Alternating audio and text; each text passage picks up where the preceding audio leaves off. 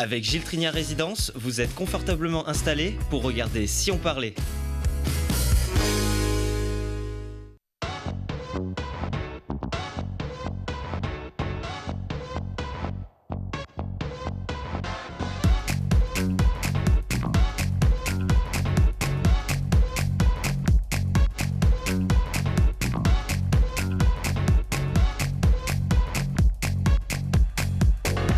Bienvenue à tous, très heureuse toujours de vous convier autour de cette table, non seulement pour ouvrir une fenêtre sur ceux qui font bouger le territoire, et aussi pour ouvrir votre esprit sur l'univers de nos invités, qui peut ou qui pourra aussi peut-être être le vôtre. Il vous a souhaité la bienvenue dans son monde, champion des 12 coups de midi. Depuis, ce jeune autiste Asperger fait sauter les verrous de l'ignorance autour de son syndrome. Des enfants au volant d'une Formule 1 ou sur le bitume des 24 heures du Mans, c'est un rêve un peu fou que réalise depuis 50 ans une association grenobloise qui a semé bien des vocations sur sa route. Et en pleine chasse aux œufs, on va vous donner un bon plan pour en trouver tout plein, car les œufs viennent de la poule. Bah bien sûr, et à vol-navet, on ne vole pas les navets, mais on donne les poules. Mirko Pesci va nous pondre un bon tuyau pour remplir son panier d'affection aussi, tout en réduisant naturellement les déchets. Bienvenue Mirko. Merci beaucoup. Journaliste à Télé Grenoble qui revient avec un coup de cœur déjà dans son panier. L'âge d'or du sport automobile, c'est le nôtre, bien sûr, plus que jamais en ce moment. La Formule 1 fascine toujours autant, mais il y a 50 ans, les bolides faisaient mouche jusqu'aux plus petits. C'est pour eux que le team Galapia est né et il fête ses 50 ans, un petit peu plus même. Avec vous, Vincent Bourchanin, bienvenue. Merci, bonjour. Vous êtes le président du team de l'association, le team Galapia, qui prépare en ce moment toujours les 24 heures du Mans. C'est bientôt, hein ? C'est bientôt, c'est mi-juin. C'est mi-juin, vous allez nous en parler bien sûr de cet anniversaire et de ce qui se goupille en coulisses. Vous l'avez découvert, vous, en pleine lumière. Chez vous, il a provoqué votre surprise, vos émois. Il a écarquillé vos yeux jusqu'à sûrement vous décrocher des larmes. Les larmes coulaient chez lui depuis sa plus petite enfance, sans lumière. Les larmes glissaient sur vous, Sophie, dans l'obscurité d'un combat contre l'inconnu, l'incompréhension, l'impossible. Et parce que vous avez été courageuse et opiniâtre, parce que la lumière est enfin arrivée au bout de ce tunnel qui semblait sans fin, ensemble, vous diffusez cette lumière avec l'actualité. C'est ce livre que vous avez écrit ensemble, Sophie et Paul Elkarat. Bienvenue. Merci. Bonjour. Et merci de nous faire le plaisir toujours de venir sur ce plateau. Vous enchaînez les plateaux télé, les grandes télés nationaux, les radios, en passant par votre chaîne locale. Avec fidélité, on est toujours très heureux de vous accueillir pour transmettre votre expérience et sensibiliser le public. Paul Elkarat, écrivain, chroniqueur, ancien champion des 12 coups de midi sur TF1. Vous servez un peu partout dans les médias la connaissance autour du syndrome d'Asperger dont vous êtes porteur. Sophie Elkarat, vous êtes la maman de Paul. Et donc, cet ouvrage, c'est un point de vue nouveau sur votre histoire. Pourquoi avoir pris la plume ensemble aujourd'hui ? On a pris la plume parce moi particulièrement, j'ai été très sollicitée depuis que Paul est connu. En fait, depuis 6 ans, je suis sollicitée par des parents, par des familles, par le personnel enseignant, éducatif, voire même parfois par le personnel de santé sur ces sujets-là, parce qu'il y a une grande méconnaissance voilà, donc c'est le livre que j'ai pas eu moi quand j'étais en errance diagnostique et que j'aurais aimé avoir pour me guider à travers le parcours du combattant. Et c'est un livre qui s'adresse à tous, aux neurotypiques et aux neuroatypiques, Paul ? Oui, tout à fait. Alors, évidemment que ça s'adresse aux neuroatypiques, à la neurodivergence, dans l'optique à ce qu'il y ait justement vocation, à ce qu'il y ait justement ce désir de comprendre et aussi de s'assimiler à un parcours qui peut leur faire écho et aussi évidemment à une manière de penser, à une manière de voir et d'agir qui peut avoir une cohérence avec ce que vit une certaine partie des personnes avec autisme. Et évidemment, ça s'adresse aussi aux familles de ces personnes porteurs d'autisme. Ça s'adresse aussi, comme on l'a dit, au corps médical, au corps enseignant, à toutes les personnes en France et ailleurs qui sont face à des enfants ou même des adultes qui sont aux prises avec une neurodivergence d'ordre autistique. Donc il est quand même important, louable du fait de cette ignorance, ça va même souvent au-delà de la méconnaissance de l'autisme dans toutes ses formes, dans sa pluralité. Et donc il était indéniablement louable d'écrire dessus. C'est un livre d'utilité publique et je dirais même internationale, parce que l'autisme est mondial. Oui, alors justement, moi j'ai commencé par corner une page et puis vous voyez que finalement tout le livre est corné parce qu'on se dit ah ça il faut qu'on en parle, ah ça il faut qu'on en parle. Il n'y a que des choses dont il faut en parler, donc pour vous il n'y a qu'une chose, c'est lire ce livre, bien sûr. C'est une chose à faire pour qu'on s'y reconnaisse, pour qu'on reconnaisse le comportement aussi et éviter les jugements hâtifs, favoriser la compréhension et l'inclusion, donc Sophie. Oui, tout à fait. C'est très compliqué avec ce handicap parce que c'est un handicap invisible. On ne le voit pas, on l'appréhende pas, on comprend pas. Et c'est simplement au fur et à mesure de l'interaction avec la personne qu'on comprend on voit bien qu'il y a des choses entre guillemets anormales parce qu'on est dans un monde qui est extrêmement codé, socialement codé, avec des normes. Et le cœur du handicap des personnes porteuses d'un trouble du spectre autistique, c'est bien justement de ne pas décoder les codes. Voilà, donc c'est comme si vous alliez dans un pays étranger, vous ne maîtrisez absolument pas les codes de politesse et de savoir-vivre, et vous êtes là comme une boule dans un jeu de quilles, et vous êtes à côté de la plaque en permanence. Voilà ce qui se passe pour les personnes porteuses d'autisme. Oui, ce qui est leur code, nos codes. Vous livrez notamment cette petite expérience au Japon en disant que c'est ce qui vous est arrivé. Oui. Finalement, c'est ce qui arrive chaque jour et au quotidien pour les personnes porteurs de ce TSA, ce trouble du spectre autistique. Vous livrez votre expérience, Sophie. Paul, vous livrez ensuite votre point de vue. Et puis, il y a aussi un point de vue objectif, comme une sorte de mémo qui accompagne chaque chapitre, chaque épisode pour donner des repères.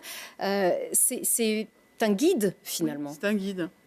C'est un guide, il aborde à peu près tous les sujets, c'est-à-dire à la fois le parcours du combattant, j'allais dire d'un point de vue diagnostic médical, le parcours du combattant d'un point de vue administratif, les dossiers à faire pour faire reconnaître ce handicap, etc. Il y a aussi tous les comportements, le noyau dur d'un trouble du spectre autistique. C'est-à-dire il y a à peu près 10 choses qui sont un noyau commun. Voilà. Ils sont tous très très différents, mais il y a en général 3-4 choses qui vont partager parmi les 10. Et puis des petites recettes pour essayer de mieux se comprendre mutuellement, d'éviter les malentendus, les crises, etc. Parce que les personnes porteuses d'un trouble du spectre autistique, on parle souvent des enfants, c'est les enfants, mais il y a aussi des adultes, il y a beaucoup d'adultes même.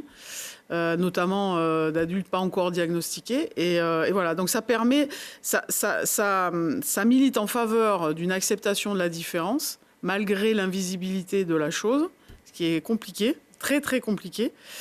Et ça permet aussi de se questionner sur c'est quoi la normalité en fait, c'est en quoi on est normaux, pourquoi ça c'est normal. Il y a des choses parfaitement incohérentes qu'on fait et qui sont...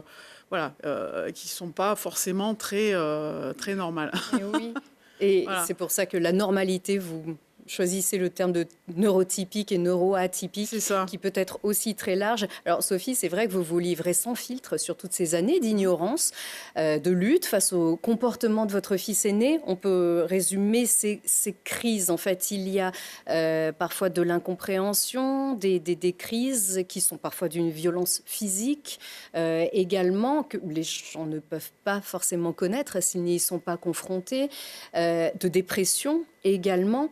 Vous dites, vous n'imaginez pas à quel point c'est fatigant, page 30, suivi de cet épisode du bain que vous aviez déjà rencontré dans un livre également, Paul, où épuisé, vous demandez, Paul, pourquoi tu me fais ça? Le mot pression est un de ceux qui revient aussi le plus souvent. C'était également cette violence que vous vouliez exprimer au public aussi. Alors, y a pas de la violence face à l'incompréhension, il n'y a pas de violence physique de la part de Paul, à aucun moment d'ailleurs, mais il y a une violence dans je comprends rien à ce que vous voulez me faire faire, je comprends pas, ça n'a pas de sens. Et donc, je m'inscris en faux, je refuse. Et donc, au début, on se dit, c'est la période d'opposition. Tout enfant a une période où il va dire non parce qu'il a compris qu'en disant non, il s'oppose, etc. Là, on va au-delà de ça. Et c'est quand il me dit, j'aimerais bien faire ce que tu me demandes, ou ça, mais ma tête veut pas. Et là, je me suis dit, il y a un truc qui se passe dans le cerveau. Il veut bien, mais il veut pas. Enfin, voilà, il y a quelque chose qui se joue, qui est au-delà de la simple période d'opposition d'un enfant, j'allais dire, lambda. Voilà. Et face à cette incompréhension, vous donnez des clés également pour permettre à ceux qui le vivent de comprendre. Tout ça, il a fallu l'écrire aussi. Paul, est-ce qu'il y a des choses qui ont été difficiles à écrire aussi avec sa maman? Est-ce qu'il y a peut-être des choses qui vont avoir vocation presque à expier un passé dont vous ne pouviez pas vraiment parler à cette époque-là? Le but de la manœuvre en rédigeant l'ouvrage, c'est tout de même d'évoquer de nombreux pans de mon existence, de ma vie passée, qui n'avaient pas été abordés au préalable, et encore plus quand il y a encore plus cette résurgence quand ma mère s'implique corps et âme dans le projet. Il y a justement cette réaction, ces réponses et aussi ces développements, ces exposés qui sont extrêmement nécessaires pour justement considérer non seulement le point de vue qui est le mien et qui est le plus important, mais aussi celui de la mère qui est généralement la plus proche de l'enfant et celle qui est le plus souvent aux prises avec le désarroi et la détresse de l'enfant, de la progéniture. Moi, je n'étais pas là non plus pour corriger et pour battre en brèche toutes les versions ressenties par ma mère, mais d'y répondre et de dire ce que je considère être la vérité, évidemment. Ça c'est une évidence. Et donc on a fait de notre mieux pour concilier tout ce qui a pu être narré et l'écrire dans ce livre. Oui. Il y a eu une utilité peut-être pour vous deux également. L'utilité, elle est publique, vous l'avez dit, et on le confirme bien sûr à la lecture de toutes ces lignes. En fait, il s'est construit sur ce que moi j'avais envie de léguer aux parents que je rencontre régulièrement. Et à toutes les personnes qui m'interrogent, donc un peu cette capitalisation depuis 20 ans, 25 ans que j'ai faite. Et Paul a réagi en miroir, en fait, en disant, ben voilà, quand les parents, ils ont ça, ils n'arrivent pas à gérer ça parce que c'est trop compliqué, parce qu'on ne comprend pas ce qui se passe, etc. Ben moi, ça me fait ça. Donc on est plutôt, lui, en réponse à ce que je vais partager avec les autres. Et ce qui est très utile aussi, c'est ce qu'on trouve à la page 80. Vous dites que c'est la clé. La clé, c'est le diagnostic. C'est ce qui vous a enfin fait respirer à 16 ans, à l'âge de 16 ans. Paul avait 16 ans. Et c'est ce que beaucoup craignent. On vit parfois dans le déni. Vous luttez contre ce déni et peut-être contre certaines idées. Aujourd'hui, lorsqu'on a un enfant différent, on entend « Oh ben c'est la mode, de toute façon, ils ont tous quelque chose. Aujourd'hui, ils sont tous HPI, ils ont tous... » Ça aussi, vous y avez été confronté et vous dites que ce qu'il faut justement, c'est les outils pour permettre une éducation, pour permettre un traitement, pour permettre d'agir, quel que soit ce dont est porteur l'enfant. Oui. Alors, le diagnostic, c'est le passage incontourné, obligatoire, nécessaire. Enfin, je ne sais pas comment qualifier ça. Il faut faire diagnostiquer l'enfant dès qu'on a un doute. Et surtout, avant de lui coller une étiquette à vie, d'enfants avec un trouble du spectre autistique. Autiste, parce que ça fait peur, tout le monde a peur. On se dit, oh là là, qu'est-ce que c'est on a des films hors normes, voilà, des enfants qui se tapent la tête contre les murs, etc. Bon, donc, avant d'aller là-dessus, il faut vraiment en être certain. Donc, il faut faire un diagnostic par une institution dédiée qui va utiliser la bonne méthodologie, pas quelqu'un qui, comme ça, au doigt mouillé, va vous dire gna gna. Voilà. Non, il y a vraiment une méthodologie reconnue à appliquer, qui est très lourde d'ailleurs, et qui établit des pourcentages de tendance qui vont aboutir à un diagnostic. Donc, dans le cas de Paul, il n'y avait pas de doute. Je veux dire, il avait des pourcentages très élevés, donc il n'y avait pas de discussion possible.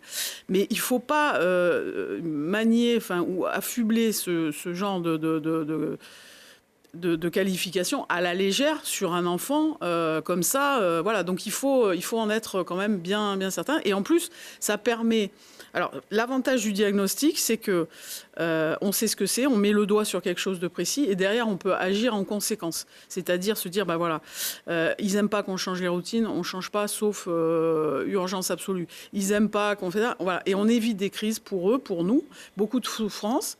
En se disant, il va s'habituer, voilà. On va faire comme ça, de toute façon, comme tous les autres. Et puis la personne, elle est aussi... elle se dit, non, je ne suis pas folle. Parce que des fois, elle se dit, mais je suis complètement fou, je ne comprends rien. Ils sont en surchauffe permanente, suradaptation permanente, en train de rétropédaler tout le temps pour coller à la réalité des choses. Et donc, non, je ne suis pas fou, non, je ne suis pas zinzin, non, je ne suis pas mal élevé, non, je ne suis pas... Voilà. Je suis juste neuroatypique, c'est-à-dire j'ai une structuration neurologique de mon cerveau qui est différente des autres. Et donc, je vois le monde différemment et je réagis différemment et c'est pas grave. Voilà. On apprend aussi, il y a un chapitre qui s'appelle L'ombre de Grenoble, puisque vous êtes passé de la Martinique à Grenoble. Vous y vivez toujours encore, Paul, à Grenoble ? Oui, ça fait 5 ans que j'y vis partiellement. J'oscille entre Montrouge et Grenoble. Quand j'ai pas de promotion, quand je n'ai pas de radio à faire, j'y retourne. Allez, les promotions, on va y retourner justement, Paul, puisque c'est ainsi qu'on vous avait découvert dans les 12 coups de midi. C'était un défi pour vous, un défi de culture générale. Et est-ce que cette émission est devenue finalement un défi de parler et de sensibiliser au syndrome d'Asperger ? Oui, de toute façon, je pense même qu'avant de l'avoir annoncé dès la première émission, en avril 2019, lorsque tout le monde m'a découvert, j'avais pour projet de le réaliser. Et puis, il y avait déjà, évidemment, on va dire, cette connaissance dans le sens, plutôt le fait qu'il le sache, sans pour autant le connaître. J'en avais déjà parlé lors des présélections, et c'est pour ça d'ailleurs qu'il y a eu il y a eu un temps de latence extrêmement important, 5 mois avant d'être rappelés, là où certains sont rappelés dans la semaine, en se disant est-ce que c'est une chose judicieuse de faire venir une personne avec un trouble autistique comme quelqu'un qui pourrait avoir un handicap ou une maladie mentale ou physique, etc. Ça, c'est toujours délicat, mais la politique du jeu, ça a toujours été l'inclusion de tout le monde. Enfin, c'est ce que souhaitait l'animateur, je pense qu'il le souhaite toujours. Et moi, j'ai donc eu cette opportunité d'y aller, sans pour autant penser une seule seconde que j'allais durer 5 mois et demi à l'antenne. Voilà, en sachant que avec tous les stimuli qui sont possiblement agressifs, je pensais pas tenir autant de temps, et au final, le stoïcisme, la résilience dont j'ai pu faire preuve m'ont été salutaires. Donc j'ai pu continuer ainsi pendant de très longues semaines. Et vous continuez encore avec d'autres canaux, par d'autres biais. Vous êtes sociétaire des grosses têtes. Et puis, c'est à vous qu'on fait appel pour sensibiliser aussi avec cette campagne, avec Paul Mirabel, aux manifestations, entre guillemets, du trouble du spectre autistique, sur l'interprétation des émotions, sur les images aussi, les formules imagées, comme je donne ma langue au chat. Finalement, Sophie pour vous, passer autant de l'obscurité à la lumière? Obscurité, attention, on résume, mais il y a bien sûr des bonheurs immenses dans cette famille. On ne va pas bien sûr résumer votre vie et l'enfance de Paul à cette obscurité. On est là aussi pour parler à la sensibilisation. Mais bien sûr, passer autant quand même de l'obscurité à la lumière, c'était complètement inattendu, Sophie. Oui, c'est sûr que du jour au lendemain, on a basculé d'un Paul en dépression sévère, très très sévère même. Et donc de l'obscurité, oui, vous pouvez dire de l'obscurité la plus totale même, à la lumière. Voilà. Calogero, bien sûr. En plus. Et effectivement, ça a permis de... Oui, vous êtes une. Oui, là, il y a beaucoup de confrères. Ça vous a permis aussi de porter cette parole-là. C'est-à-dire, ce qui était inattendu, c'était effectivement de passer de cette obscurité à aussi la lumière, mais votre rôle aussi de maman d'enfant Asperger. Au début, c'était vraiment parce qu'il était heureux de faire ce jeu. Il était heureux en faisant ce jeu. Sa passion, c'est les quiz de culture générale. Donc ça, on est vraiment sur les bases. C'était le but. Voilà. Après, il a commencé à parler du syndrome d'Asperger parce qu'on venait le chercher là-dessus. Donc il y a eu tout ça. Et on finit vraiment le cycle, j'allais dire, parce que là, je pense que après ça, il y aura plus. C'était vraiment pour les parents et les familles. Parce que moi, je suis régulièrement, encore une fois, sollicitée. J'ai des gens en pleurs dans mes bras. Et donc je me suis dit, il faut que je partage tout ça. Ça aide beaucoup. Vous léguez, c'est ce que vous, voilà. selon vos propres J'ai eu termes. plein de gens au téléphone, alors expliquant ce qu'il fallait faire et tout. Donc je me suis dit, bon, ça peut aider. Si ça aide, tant mieux. Si ça aide pas, tant pis. Mais en tout cas, on l'aura fait, on aura apporté notre pierre à l'édifice. On aura tenté de le faire. Bien sûr. Paul, vous êtes d'accord évidemment avec ce point de vue de votre mère. Et finalement, vous...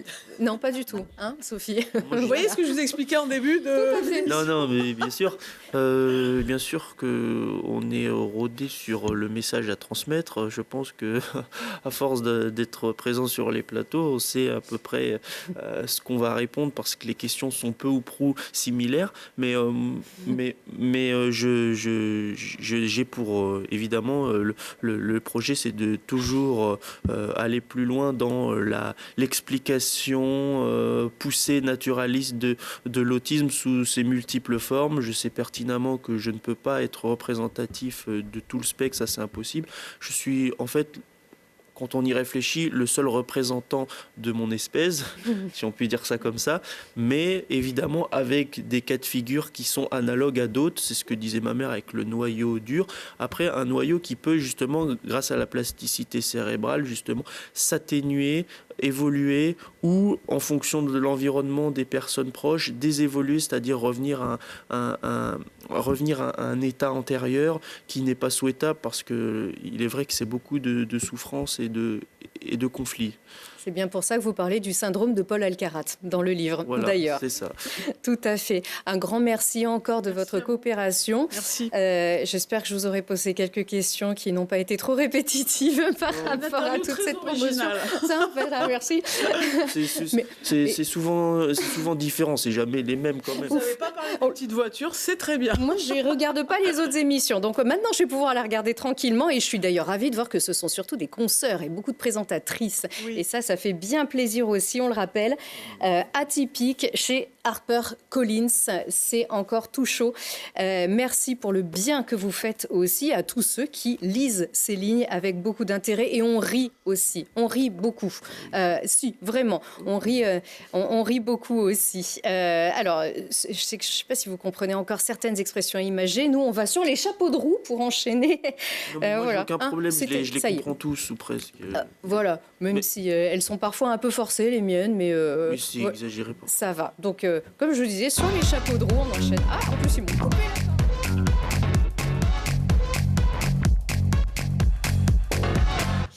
Et voilà, on enchaîne sur les chapeaux de roue avec la team, non pas du siècle, mais la team du demi-siècle. C'est ça. C'est ça, à peu près 50 ans, 51 ans pour être exact, avec les Galapias.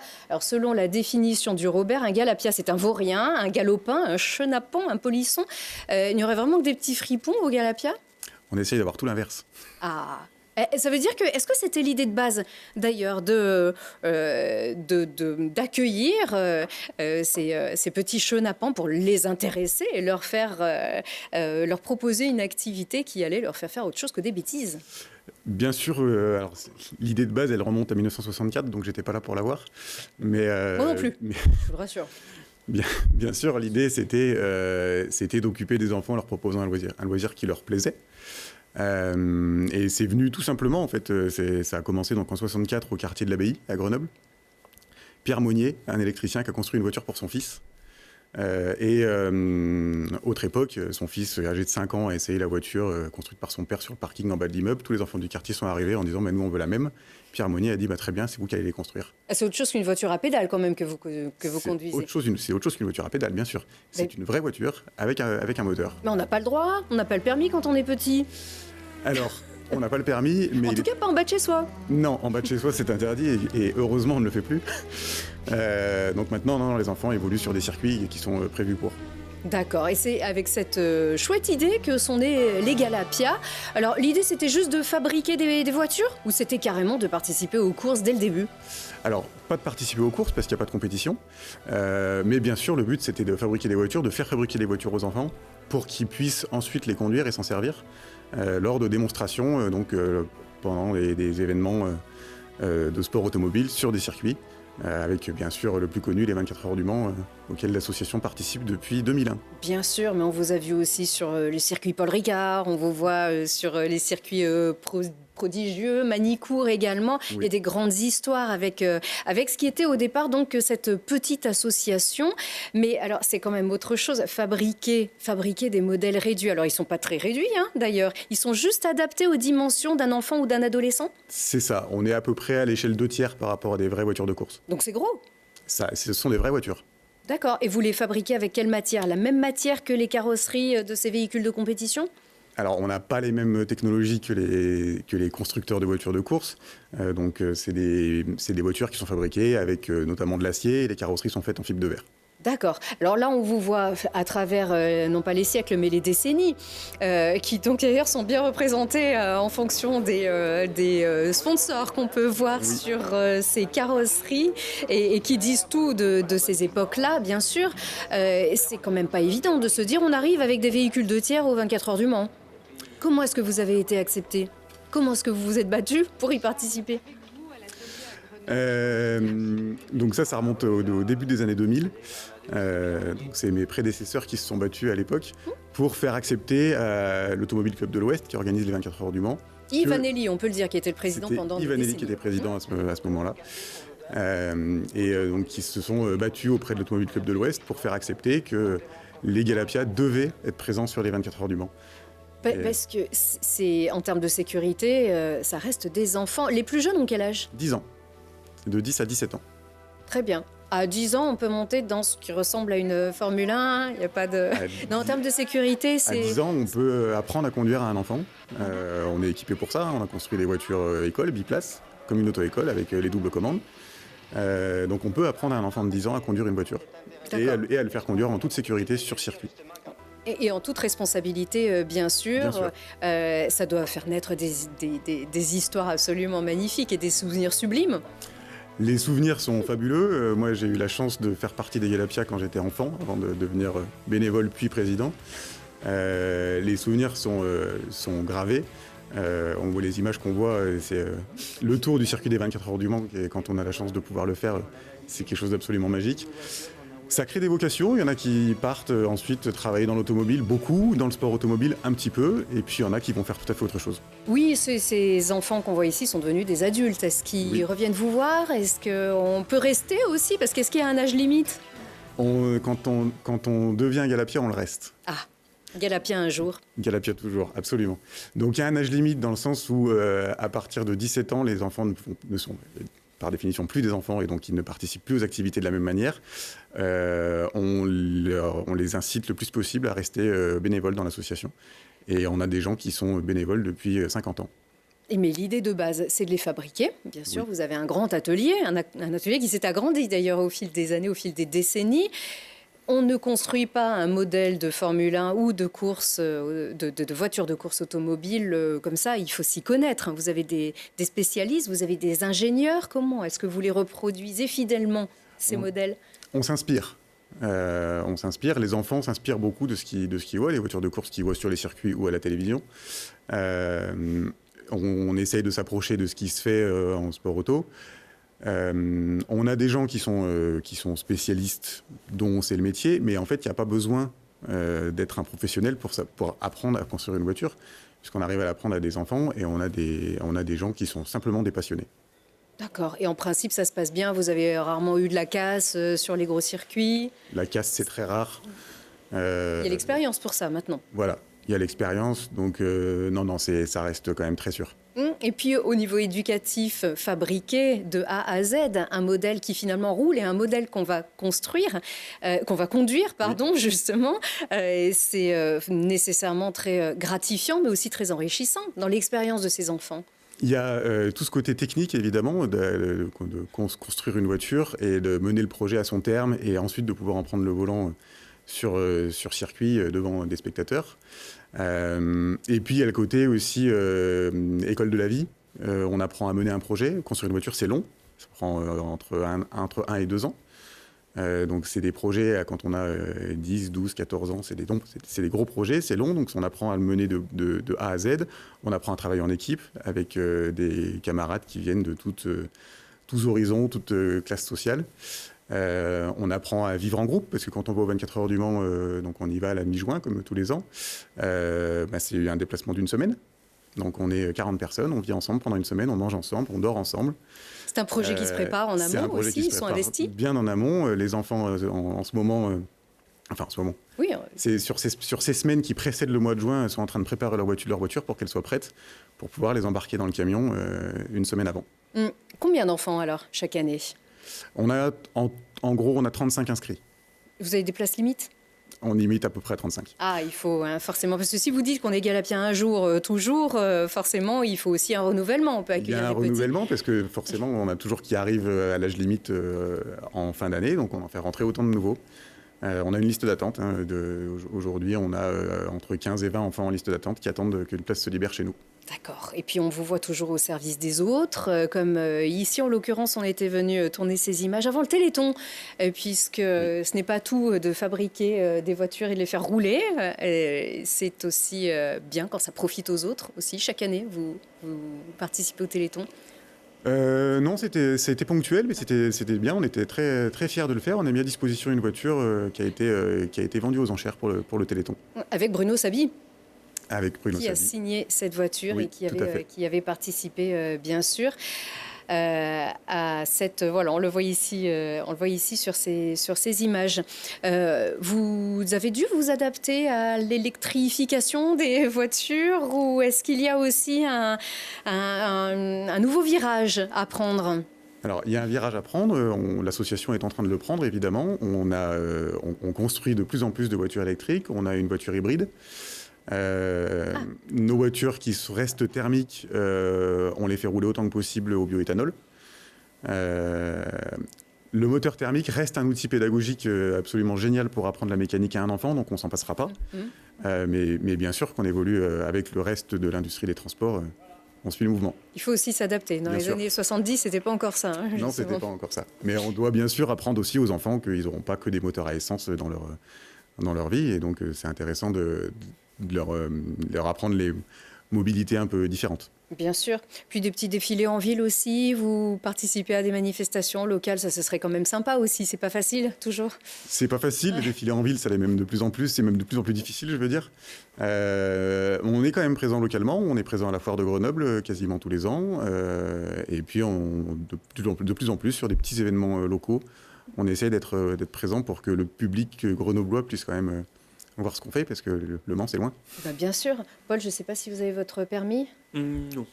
Non, toujours pas.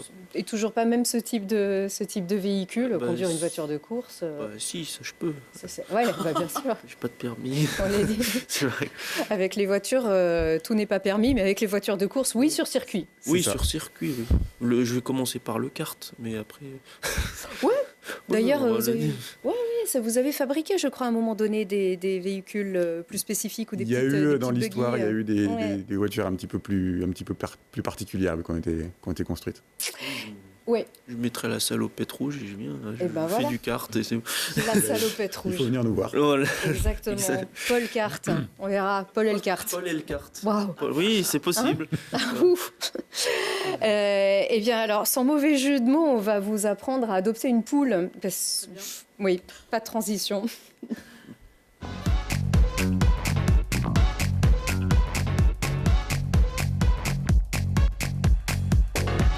La transition aurait été de mauvais goût parce qu'on apprend des choses aussi dans le livre et je vois que certains médias ont surtout mis l'accent sur la vie amoureuse de Paul. Dans ce livre aussi, certains médias se sont dit ah voilà et veulent faire des vues sur qu'est-ce qu'une vie amoureuse lorsqu'on est porteur du syndrome d'Asperger. Nous, on a parlé, je crois, de tout sauf ça d'ailleurs. Oui.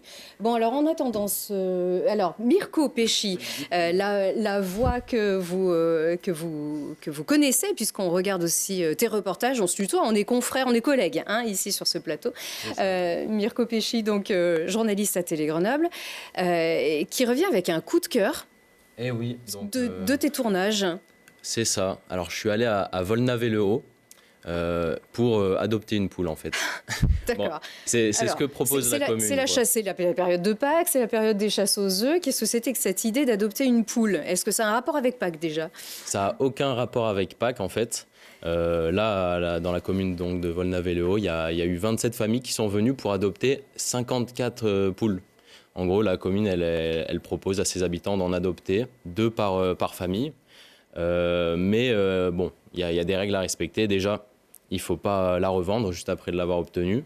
Il faut les protéger des prédateurs parce qu'on connaît à la campagne les renards, les buses et les autres martres, les manges. Mais aussi, il faut attendre 1 an avant de les manger. Mais alors, vous les mangez. Ouf. Mais alors, juste, quand on adopte, c'est que les poules sont proposées à l'adoption. D'où elles viennent, ces poules? Alors, ces poules, elles viennent de Tullin, donc d'un élevage que la commune, donc, elle achète à un éleveur pour les donner à ses habitants. Donc voilà, donc c'est des poules pondeuses, elles peuvent pondre 200 poules œufs par an. Donc pour les gâteaux et les pâtes carbo, c'est toujours très bien. Bah, bien sûr, les petits œufs au plat du matin aussi, ça fonctionne. D'ailleurs, peut-être certains se sont dit, waouh, aux États-Unis, il y a une pénurie. Peut-être que nous, pour éviter ça, le jour où la grippe aviaire s'empare de nos gros élevages, on aura notre poule, on pourra avoir nos œufs. Est-ce Voilà. que certains avaient cette démarche-là? Il y en avait certains qui avaient cette démarche, parce que bon, les œufs tous les matins, c'est toujours bien d'en avoir. Certains en mangent au petit déjeuner. Mais là, en fait, ça garantit au moins quelques œufs par semaine pour la famille. Voilà, mais la démarche de Volnavé, c'était pas tellement celle-ci, ni même l'affection d'une poule qui peut être affectueuse, attention. Hein. Oui, Une poule bah, douce, on bien peut s'y attacher à la poule dans son jardin, c'est toujours très bien. Elle Mais s'attache à vous en aussi. effet, c'est pour réduire les déchets alimentaires. Les poules, elles mangent de tout. Elles peuvent manger même jusqu'à 150 kg de déchets alimentaires par an. Et là, donc, elles peuvent manger donc, des épluchures, du riz, même de la viande. Donc, c'est une bonne alternative au compost. Mais depuis le 1er janvier 2024, en fait, il y a une loi qui est passée. Donc, le tri des déchets verts et alimentaires est devenu obligatoire pour les particuliers et les entreprises. Bon, Volnavé, elle n'a pas attendu cette loi pour mettre en place ce dispositif, parce que ça a été mis en place en 2018. Oui, tout à fait. Donc, dans l'idée de réduction des déchets, on rappelle qu'aux poules, on peut donner même des coquilles d'huîtres. Enfin, oui, c'est ça, des coquilles d'huîtres, des déchets alimentaires, des déchets organiques. Ça mange tout. Tout à fait, ouais, ça mange tout, donc jusqu'à 150 kg de déchets par an. J'ai déjà fait ça. Comment? J'ai déjà fait ça. Je donnais à manger aux poules quand j'étais au monastère il y a 2 ans. Je participais à l'émission au monastère, je donnais à manger aux poules. Et on donnait tous les déchets. Et il restait rien. Parce qu'il y avait une grosse communauté quand même. Oui, c'est sûr. Ou alors, il en reste des œufs. Finalement. On Voilà. récupère les œufs et on leur donne à manger. Ouais. Et oui, donc très très utile. Est-ce qu'il y aura d'autres initiatives de ce type? Est-ce qu'on peut adopter des poules dans d'autres communes peut-être? Ça, je ne sais pas, mais en tout cas, la métropole, elle met en place d'autres initiatives. Donc, elle propose donc des composteurs à ses habitants. Elle aussi, elle propose en fait de collecter leurs déchets alimentaires en porte-à-porte. Donc il y a 300 000 métropolitains qui bénéficient de cette collecte. L'an passé, par exemple, il y a eu 4 672 tonnes de déchets qui ont été récupérés. Ces déchets, en fait, sont amenés dans le centre de compostage de Murianette. Et donc, bientôt, justement, dans ce centre de compostage, va y avoir un centre de méthanisation en 2027. Donc pour que les déchets alimentaires produisent du méthane, du gaz pour réchauffer donc, nos habitations et nos maisons. Et ben voilà, le cycle du déchet expliqué par Mirko Pesci. Tu n'es pas reparti avec une poule, toi? Non, finalement, je l'ai laissé à un habitant, il n'y en avait pas assez. Un habitant. D'accord. Eh bien, merci beaucoup pour cette belle découverte, Mirko Pesci. Merci encore à vous, Vincent Bourchanin, et très bon nouveau demi-siècle d'existence avec les Galapia. Et encore dans toutes vos librairies et bientôt sur votre table de chevet. Ça se lit très rapidement en plus, hein, et ça n'y restera peut-être pas longtemps. Ou alors à relire Sans fin, Atypique de Paul et Sophie Elkarat. Merci beaucoup encore de votre visite. Et merci encore à vous tous de votre fidélité. Comme toujours, à très vite.